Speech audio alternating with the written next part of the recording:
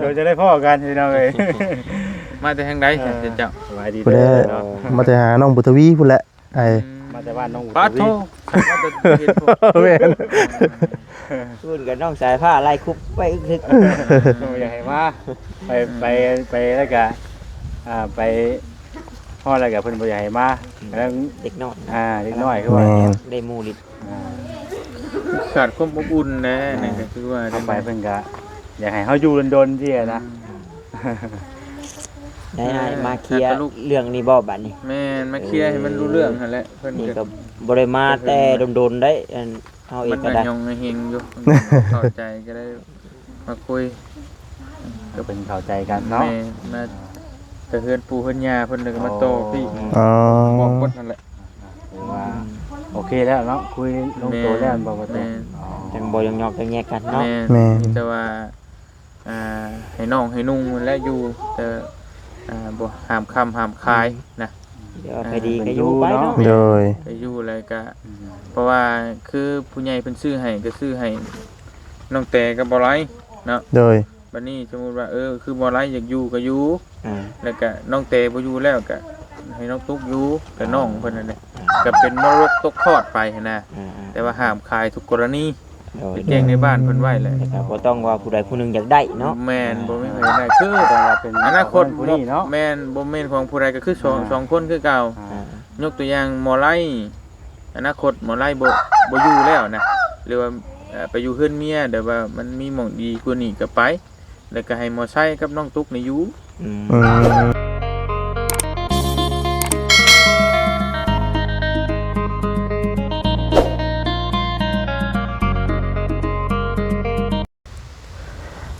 พี่น้องเนาะกับทักทายสบายดีเด้อสบายดีและสวัสดีพ่อแม่พี่น้อง FC กันเบ้อสุขสู่คนพี่น้องเนาะพบกันคือเก่าแล้วพี่น้องเนาะมื้อนี้กะพี่น้องเอ้ยเนาะหลังจากมาแต่น้องหาน้องบัวทวีพี่น้องเนาะฝนตกก็เลยบ่ได้ซอยทางน้องเพิ่นเลยพี่น้องเนาะก็เลยว่ากินข้าวแล้วก็พอดีว่าได้ลงมาหาทางน้องพี่น้องเนาะต่อพี่น้องเนาะพี่น้องเนาะตอนนี้ก็ค่อยคำยำแรงแล้วพี่น้องเนาะ4 โมงเกือบ5 โมงพี่น้องเลยตัวบรรยากาศกันหนาวกว่าเก่าเลยพี่น้องเนาะ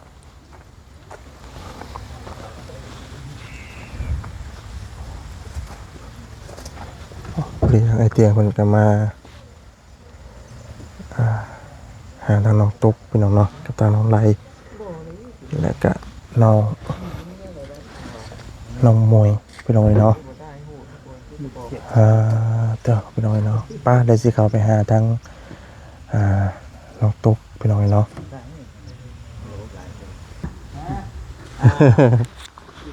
ได้อ้ายเรียบร้อยเนาะ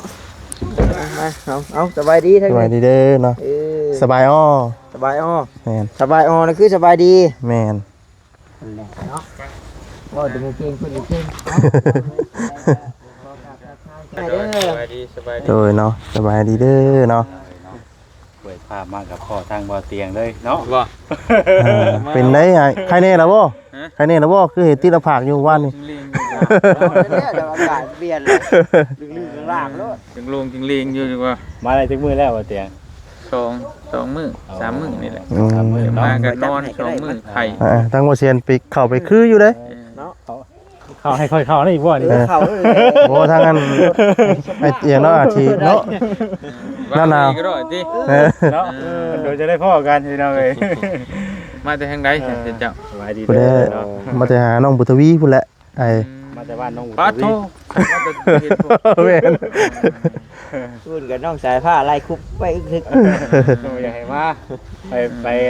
แล้วก็ไปพ่ออะไรกับเพิ่นบ่อยากให้มาแล้ว เด็กน้อย เล็กน้อยคือว่า แม่น ได้มูลิด ขาดความอบอุ่นนะนี่ก็คือว่า เข้าไปเพิ่นก็อยากให้เฮาอยู่ดนๆที่นะ ได้มาเคลียร์เรื่องนี้บ่บัดนี้ แม่นมาเคลียร์ให้มันรู้เรื่องนั่นแหละเพิ่น นี่ ก็ ก็บ่ได้มาแต่โดนๆได้เฮาเอ มั ง น ก็ ก็ ได้ ยองเฮงอยู่เข้าใจก็ได้มาคุย ก็เป็นเข้าใจกันเนาะ แม่มาแต่เฮือนปู่เฮือนย่าเพิ่นเลยก็มาโตพี่ อ๋อ บอกกดนั่นแหละ หรือว่าโอเคแล้วเนาะคุยลงตัวแล้วบอกว่าแต่ จังบ่ยังยอกจังแยกกันเนาะ แม่มีแต่ว่าให้น้องให้นุ่งและอยู่แต่บ่ห้ามค่ำห้ามคายนะ เดี๋ยวไปดีก็อยู่ไปเนาะ โดย ไปอยู่อะไรก็เพราะว่าคือผู้ใหญ่เพิ่นซื้อให้ก็ซื้อให้น้องแต่กับบ่ไรเนาะ โดย บัดนี้สมมุติว่าคือบ่ไรอยากอยู่ก็อยู่ อ่า แล้วก็น้องแต่บ่อยู่แล้วก็ให้น้องตุ๊กอยู่กับน้องเพิ่นนั่นแหละก็เป็นมรดกตกทอดไปนะแต่ว่าห้ามขายทุกกรณีไปแจ้งในบ้านเพิ่นไว้แหละ แต่ก็บ่ต้องว่าผู้ใดผู้หนึงอยากได้เนาะ แม่นบ่มีใครได้คือ แต่ว่าเป็น อนาคต ผู้นี้เนาะ แม่นบ่แม่นของผู้ใดก็คือสองคนคือเก่า ยกตัวอย่างหมอไล่อนาคตหมอไล่บ่อยู่แล้วนะหรือว่าไปอยู่เฮือนเมียเดี๋ยวว่ามันมีหม่องดีกว่านี้ก็ไปแล้วก็ให้หมอใช้กับน้องตุ๊กนี่อยู่ อืม โอเคเลยเด้หมอใช้ก็เป็นน้องหมอไล่ น้องตุ๊กกับน้องน้องเต้เนาะ แม่ เสียเปรียบได้เปรียบกัน ไอ้นี่บอกคนในนั้น เอ แต่ อ ในนั้นตอนนี้น่ะไผหมดน่าจะอยู่ก็อยู่ไปบ่มีใครผิดหยังนะแต่ว่าคือว่าไว้เป็นมูลเป็นมั่งหรืออนาคตสมมุติว่าอนาคตผู้หมอเตไปบ่รอดแหละทั้งนั้นเพราะว่าถิ่มบ่ยังบ่มีหม่องไปแหละก็ยังมาอยู่ก็อยู่ก็บ่เป็นหยังก็เพราะว่ามันคิดคือเก่าเด้ แม่น เพราะว่าชื่อหมอยังคือ แต่ เก่า ว่าอยากมีเงินอยากเฮ็ดเพิ่มอีกก็เฮ็ด แม้ นิดนึง ก็ พวก จะ นี้ ต่อหลังก็ได้มัน40เมตรโซนอันนี้คู่นำกัน พวกนี้เนาะว่าแต่ แม่นเพราะว่าตอนนั้นไอ้ชื่อมันมีแต่20,000 บาทนี่เดี๋ยวนี้ไปหาแม่40คูณ40เมตร อ๋อ บ่ แต่ มี ก่อน หรอก เนี้ยซื้อ20,000 20,000 บาทเลย 20,000 บาท อยู่ที่40 เมตรน่ะมันบ่ได้หรอกเดี๋ยวนี้นะไปหาอยู่ใช้ก็บ่มี ยากแล้วเนาะพอจะ แม่นแล้วเราก็เหตุคายพร้อมนี่เพราะว่าอันเจ้าของดินแล้วก็ฮู้จักบ่เตียงนี่เพิ่นขอน้ำเพิ่นสิแบ่งให้ปกติเพิ่นบ่เฮ็ดยกแยกมันก็ไล่กับอันน่ะชวนเพิ่น เนาะเพิ่น ไปสุดพุ่นเนาะ เพิ่นบ่อยากแบ่งเนาะแงกอยู่แล้วน่ะแต่ว่านี่คุยกับเพิ่นแหละเพิ่นจะเห็นใจเพิ่นแบ่งให้สิได้ อืม แล้วแต่เฮาแบบว่าบางคนมันด้วยความที่เด็กน้อยมันบ่เห็นความสำคัญของที่ว่าเฮาหามาให้ ของ ที่ได้มันยากซำใดหั่นน่ะ ได้มา อ่า เนาะ แต่มันนี่เขาก็คิดจะขายอย่างว่าอย่างนั้นก็ว่าแต่มันก็เลยบอกบอกโอเคไปได้นั่นแหละ ก็ เดี๋ ได้ ยววันนี้เขาเป้าแล้วบัดนี้เนาะโอเคแล้ว เข้าใจแล้วไปบอกคนไม่แจ้งไปเบิดแล้ว นำเป็นบ่แล้วเนาะ ไปอยู่ก็อยู่ เดี๋ยวว่าก็ ไปจะอยู่ เบิ่ง ก็ไป เบิ่งแต่ในคลิปเขาบ่จิตเขาเอ้ยบุญเพิ่นนั่นแหละนี่ก็บ่ได้มา ว่าตาเพิ่นก็กำลังไปมื้อนี้ว่า แล้วมานี่เลยมาตั้งแต่แต่กับบ่าวทองมีตั้งแต่ข้าวฝนตกกันทางเปื้อนเปี้ยนพุ่น คักแล้วเป็นเนาะ ช่วงนั้นก็เข้ามา ทางก็สบาย ช่วงนั้นก็เข้ามาพาน้องเพิ่นไปอ่า อันละซาวบ่ ไปเช้าเบิ่งแหละเช้าเบิ่งน้องทุกข์อะนะตั้งแต่นั้นแหละ ใกล้แล้วได้นับเดือนแล้วนะบาดนี้ นั่นก็เข้ามาตั้งแต่ตอนที่ใช่ตั้งแต่ลงมาตัวหนึงบอกไปกินไปตั้งแต่น้องเพิ่นก็ทันได้ฮู้สำหรับว่าท้องมีแต่ว่ากินหลายสิใช่ก็ท่วง เด็กน้อยเนาะ ท้องบ่ได้เฮากินหลาย เออ ถ้าชื่อเนี้ยมาตรวจมันก็บ่ขึ้นว่ะเพิ่นกับน้องมันก็ได้เข้าใจว่ากินหลาย เออ จะตรวจบ่เป็นแน่ก็บ่จักแหละแล้วเอาไปมาเพิ่นว่าท้องโอ้ ถือว่าจบกันไปเรื่องนี้เนาะ แหม่ เอ้า ได้ ได้ ใช่ ใช่ที่เอามา จะคุยให้เข้าใจมัน เป็นอย่างทางน้องเพิ่นนี่แหละ ระห ได้ ง ยิน ระหิง ได้ยินนี่ก็ใครแน่บาด แม่นเนาะ เพราะว่ามันผู้หนึงเว้าผู้หนึงมันต่างคนต่างเว้ามันก็สิไปกันใหญ่เด้ มันบ่คือกันเนาะ เว้าแล้วว่าซั่นน่ะนะมันถามอยู่ บัดนี้ก็ได้ก็ได้ที่จริงกับอันนี้อยู่ดอกก็มื้อนี้ก็ว่าสินอนพักอยู่แต่อดมากเลยนี่แหละนอน2-3มื้อแหละ อืม พูดอากาศมันหนาวเนาะเดี๋ยวมาแล้วมันตื่น เย็น หมด นะ กลุ่มนี้จะง่วงนอนได้ แม่ เนาะ ไม่ได้อยากนอนได้ตายอยากรับอยู่ เช่นเพิ่นก็ปรึกษากันอยู่นะอยากชวนกันไปอยู่เด้ ใช่ ว่า บืนผู้บืนพาวได้ไปพุ่นแหละ สิไปทางนั้นอยู่หั่นน่ะว่าเตีย เดี๋ยวไปเนี่ย มีแถวใดเนาะเป็นที่ว่าเป็นตาแจก แต่ว่า ช่วยชีพบ่ แต่ว่ามีผู้ใหญ่เพิ่นอยากให้คือเอาเครื่องให้ไปแจกทางนั้นนะแต่ว่าเฮาก็ มีลายบ่ล่ะ ก็จังว่าก็สิมันเกิดอยู่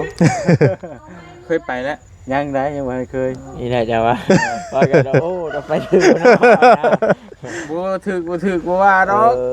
เออ ก็ทำใจน้ำเน่เลยได้บ่เสีย กะเขาถามบริษัทมีว่าเฟซ โอ้ย หน้าแดง โอ้ตกใจเลยเนาะ หน้าแดงคือรู้ได้จะว่า โอ้ยเคยจำโป้ถึงเด้ บ่ บ่เกี่ยว อยู่เห็นว่าเนาะเนาะเอาเสียดี ตอนนั้นบ่มีปัญหาดอก อยู่ ช่วง ว่า นั้น เดี๋ยว ช่วงนั้นมันมีกองประชุมอยู่ที่แท้ใช่กองกัน เดี๋ยวนั้นเนาะแก้เครื่องไปเต็มบอกว่ากันมาจะโป้จะพูเนาะโอ้ยย่าอยู่ใช่เนาะ บ่ตัวนั้นบ่มีปัญหา ตัวเฮากับบ่ได้พิษอีหยังดอกเฮาก็เอาเครื่องไปแจ้เพิ่นว่าบ่ได้บ่ให้ถ่ายคลิปเฮาก็ก็บ่ถ่ายอ่ะนะเนาะก็บ่ได้เป็นหยังหรอกเอาก็บ่ได้มีความผิดหยังหรอกไปแล้วเนาะเพิ่นแนะนำบอกว่าบ่ให้เฮาถ่ายคลิปในขอบเขตนี่แล้วก็เฮาก็ไปทางอื่นสินะ จะไปตามล็อกตามร้อยตามอันนี้ก็บ่เป็นหยังดอกตัวนั้นบ่มีปัญหาเนาะแต่ว่าโตที่มันเส้นทางนี่เขาว่าเรื่องอยากไปแจกนี่จะไปเที่ยวอ้ายถ่ายเที่ยวอ้ายถ่ายคลิปก็แก๊กแม่นอยู่สบายแต่ว่ามันบ่มีเด้ใช่ มันต้องได้พุ่งเข้าไปอีกเนาะ มันบ่มีหม่องที่ว่ามันกับบ้านแถวนั้นมันก็มีแต่คนเฮ็ดสวนกาแฟมันก็พอมีอยู่มีกินแต่ว่ามันมีอยู่หมู่บ้านนึงอ่ะมันสิประมาณ2ครอบครัวหรือครอบครัวเดียวสินะก็ต้องแบบแจกเป็นครอบครัวเด้ว่าเฮาเป็นชุดเนาะ ได้อยู่แต่ว่าเฮา ที่จบ เบิดทั้งหมู่บ้านนี่มันมีแต่ว่ามันต้องไปแบบโอ้ ต้องไป เห็นบ่ตอนค่อยไปหมู่บ้านไผใหม่กี่เด้บ้านไผใหม่ตอนบ้านตะลุยน่ะเห็นคลิปบ่ เห็นอยู่เสื้อไฟใหม่ป้านเนาะใหม่แต่ก็ล่ำหาบ้าน แล้วใหม่ ตะลุยแล้วก็บ้านตะกุบ่บ้านตะ เป็นลาย บ้านตะกุเนาะบ้านตะกุ ไปทั้งเมืองดักจึงทั้งนั้นน่ะก็ลายแต่ว่า อยู่บ้านเนาะอยู่บ้าน เดี๋ยวเลยว่านี่มันช่างเลยมาเชียร์เท่านั้นหนาจะลอยมั้ย ตามบริวารได้บริจะเข้าไปบ้านลุยเลยจะไกลอีกว่า ถ้าว่าตกยามแรงก็จะสิใครในนั้นนึงเนาะ กันย้ำเร่งได้ตอนไหนไปเนี่ย แต่ว่ามันอยู่ ถ้าย้ำพลนี่มันบ่ไล่ได้เลยไปบ่ได้ อยู่พุ่นมันยามแรงมันก็คือผลแล้วอยู่พุ่นเนาะ แมนมันแบบปอแต่ว่าคัก พล วิวนี่ พล คักสุด พล ขึ้น ตก ไปไปดูพูมันอากาศแบบว่ามันมีแต่หมอกกับควันแบบคืออยู่ต่างประเทศเนี่ยนะเฮาบ่คิดว่ามึง นั่นเลยเนาะ อยู่เมืองลาวเขาสิมีไปนั่นเนาะ แม่นเข้าไปนี่สิตัดได้บ่แซนเลย แต่ว่า บ่มีหยังได้ได สัญญาณนี่บ่มีเลย บ่มีไอ้กากระบาดเลย เรียบร้อยจะต้องไปจะป้าก็เด้อจะไป 3-4 ชั่วโมงจากทางดำขี่ก็ไปเข้าไปเลยบ่มีหยังเลยนะตอนนั้นน่ะเจ้าสิเกิดเหตุเกิดหยังเป็นติดต่อใครบ่ได้ล่ะ เบนั่นต้องเบนั่นต้องถือวอเนาะไปเห็นเนาะ โลกภายนอกนี่ตั้งออกไปเลย 1มีวอ2มีหมู่ แม่ รถนี่ต้อง2คัน3คันขึ้นไป อันเดียวบ่ได้ แม่นเพราะมีหยังจะได้ช่วยกันได้ถ้าคันเดียวนี่เรียบร้อยจบ แต่ก็ตีนจะเข้าครัวต้องเตรียม โอ้เนาะ โอ้ยนี่สมมุติว่านี่ทางเนาะสมมุตินี่เนาะเป็นทางนี่อันนี้ผู้สั้นสิ ไปเบิ่ง อันนี้เหว คิด พลาดนี่ไปกิ้งเลย บอกว่าจะพลาดแต่ไปเจอกันรถมาเจอกันหลีกกันบ่ได้ไร เจอรถนี่ก็แม่นหาทางออก หน้าแดงมาเลยโอ้ยไม่ทัน ไปเห็นเจ้าไปหมุนนั่นว่ากับบ่บุญตัวน่ะ อันยัง อีตมนั่นน่ะแล้วยังดีว่าทางนั่นน่ะ อยู่ป่าไผ่เนี่ย ดีว่าทำนั่นน่ะทางน่ะ ธรรมดาน่ะ ธรรมดาบ่นั่นน่ะ ธรรมดา มันขี่ตมไม่ชื่อน่ะเอ็นมันขี่ตมไปเพียงไม่ใช่ชื่อแต่ว่าอันนี้มัน ไปเป็นดูหินเนาะ ไม่หินแล้วมันชั้นขึ้นที่ได้เห็นป่ะเห็นได้ มันโมเมนต์แบบว่าเฮามันโมเมนต์ทางแบบว่ามันเป็นทาง มันมวยทางเรียบ เพิ่นแล้วก็เพิ่นโมเมนต์ทางยางเพิ่นปูเนาะ บ่ได้มีหยัง แสดงว่าเฮาไปมันเมืองชันไซน่ะยังดีอยู่ ทางยางเนาะ อันตะปือบ่ แค่ว่ามัน ธร เป็น รม ทาง ดาเนี่ย แค่ทางเป็นขึ้นไปขึ้นมาซื่อ อัน เนาะ ตะปือธรรมดาโอ้ย สุดท้ายว่าหมดไปให้เลยก็ มีแต่สร้างว่าสั้นไม่ว่าสั้นแล้วแต่กันนะ แต่ว่ามันต้องหาคนในพื้นที่เนาะ บ่นี่นะทีมงานอ้ายก็ฮู้ว่าบ่ยากดอกตัวนั้นทีมงานเราใต้ ประสานงานเพิ่นเนาะแล้วก็เพิ่นพาไปเท่านั้นแหละ แม่เพิ่นก็บอกอยู่ว่าอยากให้ไปแจกเครื่องอยู่ทางนั้นสินะแต่ว่า ถ้าว่ายังอีกโดนกะไปน้ำพร้อมกันก็ได้ข่อยก็ยังมีแผนที่ลงอยู่ ประมาณแต่เดือนหน้าพุ่นได้แหละแบบโม่ๆนี่บ่ นี่ก็ประมาณแล้วช่วงเกี่ยวข้าวแล้ว แม่ นะ น เกี่ยวข้าวได้ แต่ว่าไปไว้นี่มันทันได้ลงนะ พอดีว่าลงพร้อมอ้ายแล้วเลย ถ้าไปพร้อม จะมวนเนาะ เพราะว่าเฮากับบ่ฮู้ในใด โอ้แล้วไป แต่ว่าเฮาไปมันใช้กองปีนั่นแหละ นี่ อันนั้นว่าต้องได้ติดต่อหาว่าบ่เงินบ่ได้ ให้เพิ่นพาไปแจกเครื่องว่านั่นกะ อันนี้แต่ว่าทางน่ะบ่นั่นปานใดยังบ่ชำบ่เตียงเว้า เว้ากับกูเคยไป โอ้ย กูเคยไป แถวเมืองชั้น2ชั้นใช้แต่อันตะปืนธรรมดา เนาะแต่ว่าทางมันเป็นขึ้นปูอยู่แต่ว่ามันเป็นทางเงินเพิ่นปูยางเด้มันก็ธรรมดาเนาะ แม่น แต่ว่าเรื่องบืนเบิ่งหยังนี่ อันนี้มัน เป็นทางแบบนี้เนาะ ได้ก็ได้อยู่ดอกเพราะว่ายามเร่งเฮาก็ค่อยไปเพราะว่าตามที่จริงมันก็ต้องครับมันก็ต้องรถบริก็เกือบบ่รอดพุ่นแหละตอนนั้น จนยอมนะ ถอยแล้วนะเนาะ เพราะมันขึ้นบ่ได้เด้มันบืนขึ้นแล้วบืนแล้วก็ลงบืนแล้วก็ลง รถต่ำๆติ่มแน่นี่แฮง บ่ได้ดอก เป็นแต่นาย มันนี่เพราะว่ามัน เฮารถบ่คือรถพี่พูดนะต้องได้ใช้ระบบไปคือกันมันบ่จ้ะใช้ทั้ง4ได้บ่ แม่นซี่แล้วแต่ชั่นบ่รอดเด้ เฮ้ยนายกเข้ามาดิหัวเสียแล้ว เพราะว่ามันขึ้นนู่นน่ะใส่แบบมันหยางขี้ ยางไป ตี ช่วยกันเลยเนาะ แม่นถ้าดันตีลังในของบ่ลีจังคาอันว่า โอเคเนาะ ตอนขากลับมาว่าอันข่อยมันมาไกลเติบแต่บ่นี่ป้นเดียวบ่ใช้จอดถ่าเฮิงเกินเห็นตาฉีกเลยเรียบร้อยแล้วแจ้งข่อยว่าเรื่อยก็บ่ขึ้นมาเล่นกลับไปเบิ่งมันกลับบ่ได้อีกได้รถเท่านี้น่ะรถเท่านี้โอ้ยกลับบ่ได้จอดรถไว้เลยเล่นไปเบิ่งมันเลยว่าชั้นกรี เห็นอันต้องคลิปอันต้องเห็นยุคคลิปตัวอ้ายสุกรถเนาะ นั่นแหละบัดนี้เราก็คอยบอดี้ก็ขับรถอยากยอมๆนิดนึงนะมันบ่ขึ้นเฮ็ดอะไรก็บ่ขึ้นลงก็ลงมันชันเลย มันบ่แฮงมันเนาะ บ่ได้คอยไปขับบัด แต่ว่าจะมาไปลีก็คือ ตัวน้องเมฆกันขึ้นกับบ้านพวกพุ่งเลย คือสลิงก็นั้นเลย ต้องมีแหละสลิงต้องมีแล้ว ไปขึ้นนักเลยนี่ขนาดยังบ่ทันไปยังขึ้น แต่ว่าสิเอาไปแจกแบบมันชุดดีๆได้เฮาก็ต้องไปแจกแบบนั้นแม่นบ่ล่ะแต่ว่าเฮาสิไปแจกทั่วไปอยู่มื้ออื่นมันก็เบิดเนาะนั่นแหละ ต้องไปหม่องที่มันแบบนั้นดีเนาะ แม่นแต่หากอยากลงใต้ติ เขาจะลงใต้ก็มี เดี๋ยวจัดหายบ่ เพราะว่าเพิ่นว่าถ้าบ่อยากลงคือว่าผู้ใหญ่เพิ่นแจกใส่ก็ได้ในเทปโปนก็บึดดอก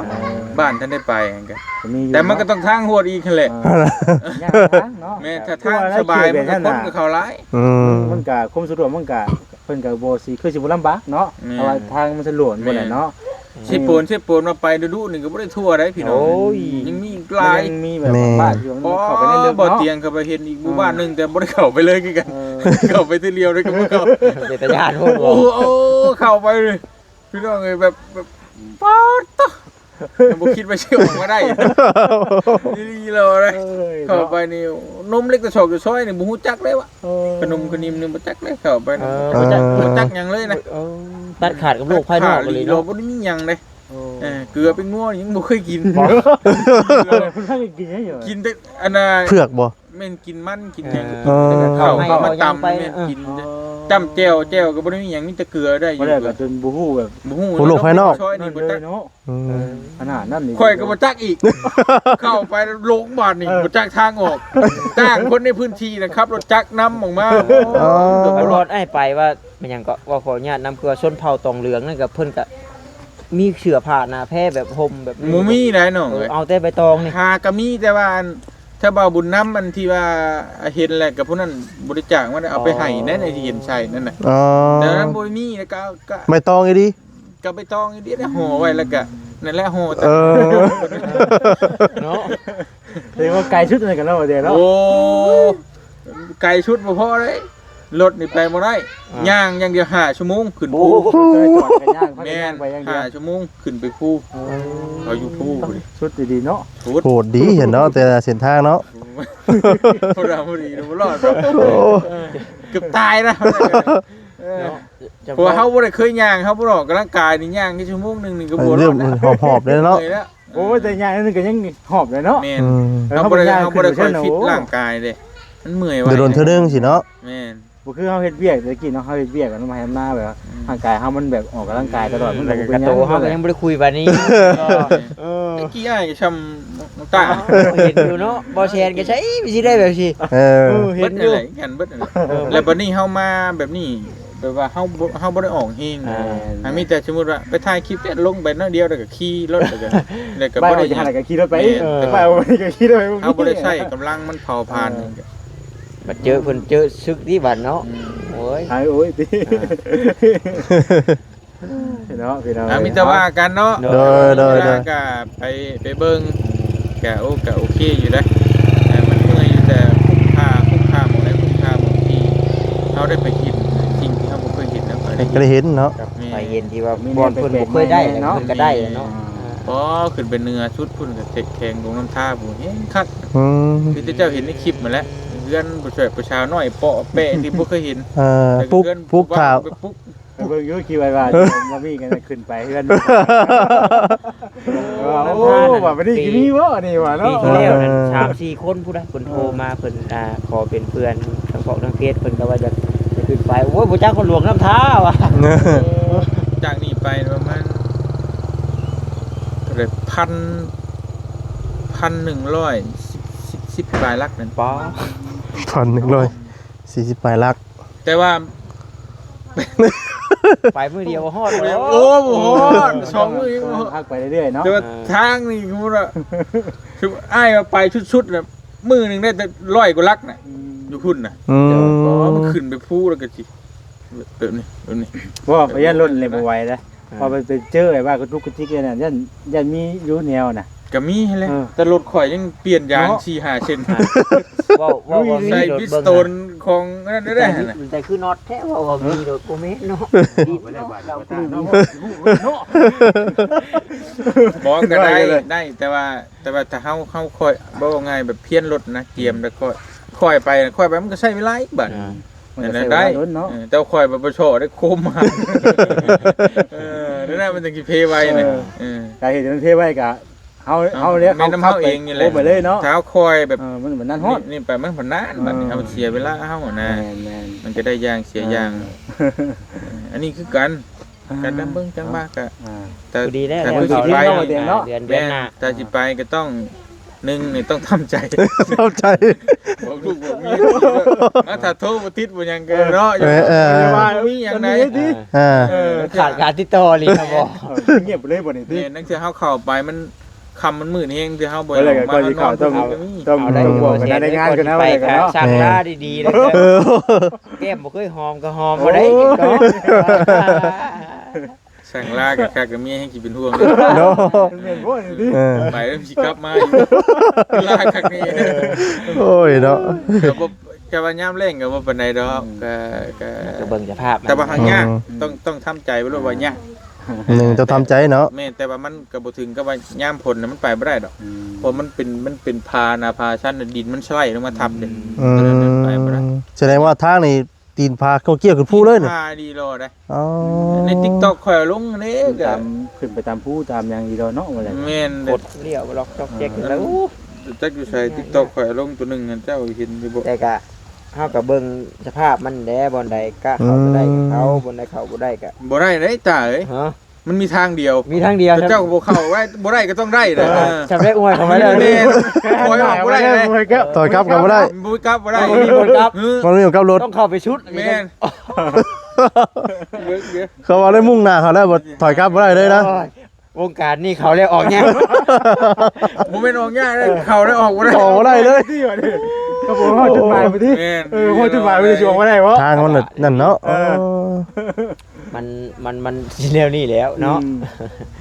ค่อยก็ว่าไปหลายหม่องหลายบ่อนอยู่แต่ว่านี่ก็ถือว่าโหดลีรอ